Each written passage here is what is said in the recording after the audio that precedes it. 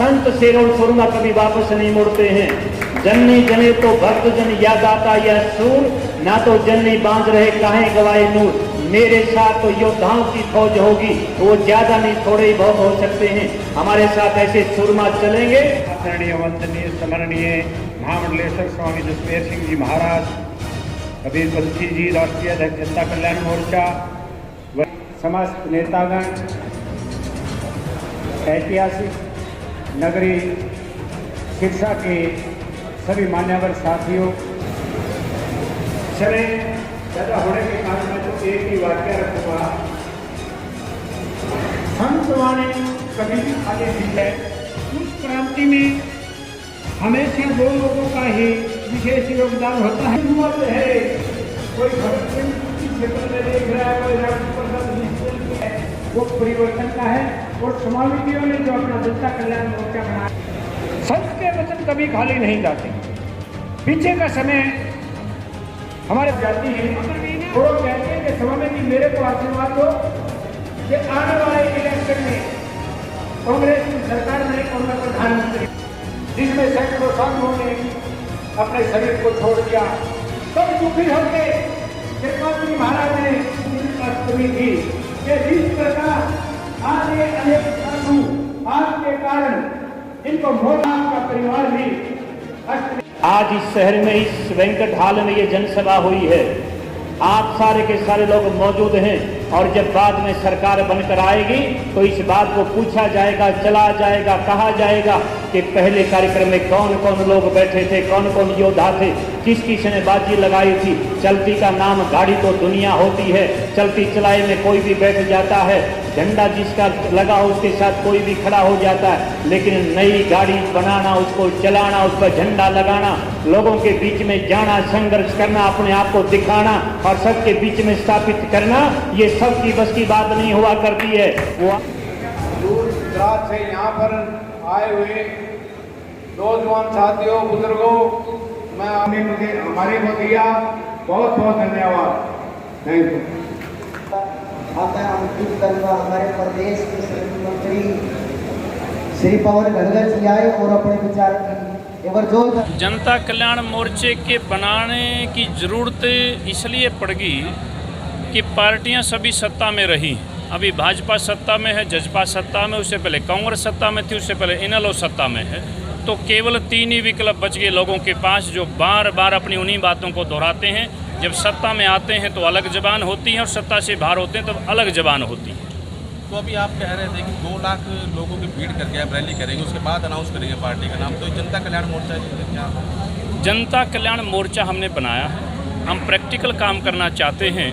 हम जब तक घूमकर अपने मोर्चे के अंदर पदाधिकारी नियुक्त कर रहे हैं, जो मोर्चे को ज्वाइन कर रहे हैं, पार्टी को समर्थन कर रहे हैं, वो सारे लोग मिलकर हमारे हरियाणा प्रदेश में 3,80,000 पदों पर लोग बैठे हैं। 3,80,000 मोर्चे के पद हैं।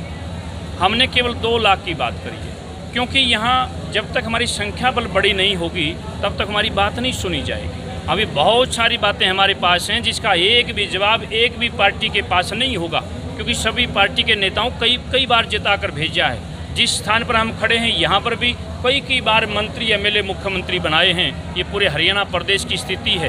इसलिए हमारे 3,80,000 पदों पर लोग मोर्चे के अंदर बैठे हैं और वो सारे कम से कम 2 लाख की रैली जब होगी तब आप लोगों के माध्यम से पता चलेगा कि ये पार्टी वास्तव में गंभीर है और उनके साथ जन समर्थन है।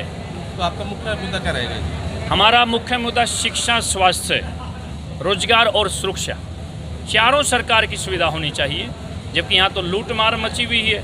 यहाँ तो अभी आने वाली तो ऐसी योजना बना रहे हैं कि बिजली का भी जैसे मोबाइल के अंदर चार्ज होता है, पैसे हो तो बिजली जलेगी, नहीं तो अंधेरा हो जाएगा। सरकार का काम पैसे के बल पर अंधेरा करना होता है क्या? सरकार का काम तो उजाला करना होता है, बंद घरों के अंदर ताला खोलना होता है, अंधेरे को दिया जलाना होता है। लेकिन सरकार तो केवल पैसे की बात करेगी। अगर किसी गरीब की कभी दिहाड़ी ना मिले, उसके पास पैसा ना हो और वो ख़त्म हो जाए तो अंधेरा हो जाएगा। फिर सरकार किस बात की है? फिर लोकतंत्र क्या है?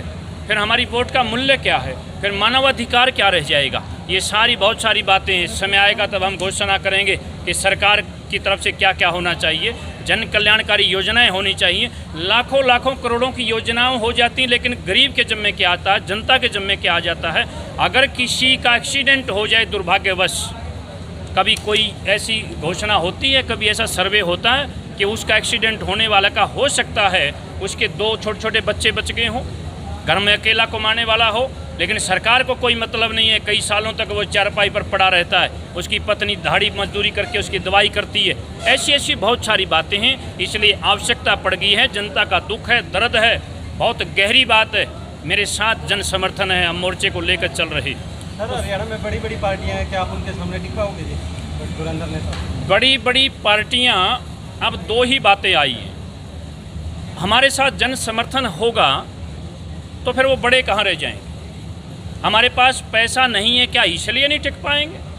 हम आम मजदूर घर में हमने जन्म लिया, क्या हम इसलिए नहीं टिक पाएंगे? हम बड़े उद्योगपति नहीं हैं, क्या इसलिए नहीं टिक पाएंगे?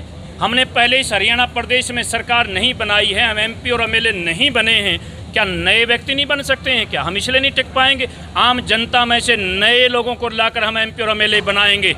जनता की ताकत के सामने हम देखते हैं वो कैसे टिकते हैं। हमारा ऐसा संकल्प है। स्वामी जी, कई बार से मोर्चा अलग पार्टी, क्षेत्रीय पार्टी बनती है और कुछ ही समय बाद उनका विलय हो जाता है, तो उसमें आप क्या रहेगा आपका? मैंने स्टेज से भी बोला है कि संत वचन ना टले, टले युग हजार। संत शेर और सुरमा कभी वापस नहीं मुड़ते हैं। हमारा राष्ट्रीय मोर्चा है, हमारी राष्ट्रीय पार्टियां गठन हो रहा है, और आपके हरियाणा प्रदेश के जितने भी नेता सत्ता में हैं या सत्ता में आने की तैयारी कर रहे हैं, मैं इस बात की ताकत अपने लोगों के पास छोड़ता जा रहा हूं। अगर कोई यूं कह दे कि महाराज जी तो वैसे ही घूम रहे हैं, कोई महाराज जी का बड़ा सांग नहीं है, तो ये ताकत है कि सारे राजनेता हमारे द्वार पर पहुंचते रहे हैं, सलाह मशवरा आशीर्वाद के लिए पहुंचते रहे हैं। तो अब आशीर्वाद जो हमारा होगा किसी राजनेता के लिए नहीं होगा, अब जनता के लिए होगा, आम लोगों के लिए होगा, सबके लिए आशीर्वाद होगा, अब उनके लिए नहीं।